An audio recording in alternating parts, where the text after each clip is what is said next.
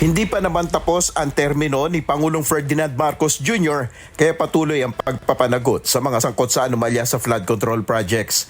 Ito ang binigyan diin ng Malacanang bilang tugon sa kritisismo na hindi umano natupad ang pahayag ni Pangulong Marcos na may makukulong na malalaking tao noong Disyembre na sangkot sa anomalya at tanging ang kontraktor na si Sara Diskaya ang naaresto na prominenteng personalidad.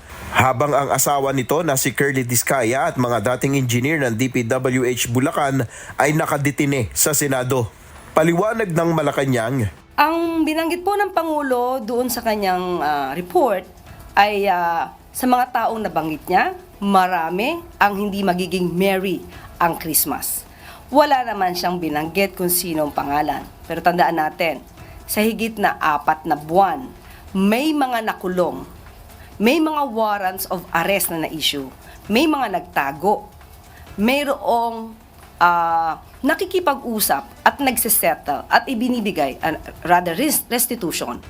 ayon kay Palace Press Officer Undersecretary Claire Castro, hindi pa naman tapos ang pagpapanagot sa mga sangkot sa katiwalian.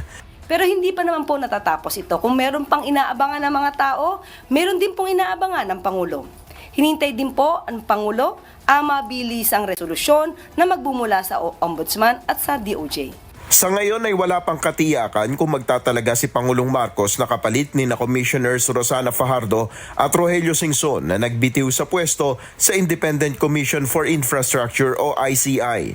Ang pinuno ng ICI na si dating Supreme Court Justice Andres Reyes ang natitira na lamang na miyembro nito. Ayon sa palasyo, patuloy pa rin naman ang pagtatrabaho ng ICI, Office of the Ombudsman at Department of Justice sa flood control anomaly. So, hindi naman po titigil. Kahit po sabihin natin na isa na lang ang miyembro ng ICI, nandiyan pa rin naman ang executive director, patuloy pa rin po ang pag-iimbestiga. So, hindi po titigil sa pag-iimbestiga. Nel Maribuhok, UNTV News and Rescue, Diyos ang aming sandigan, serbisyo publiko ang aming pinahalagahan.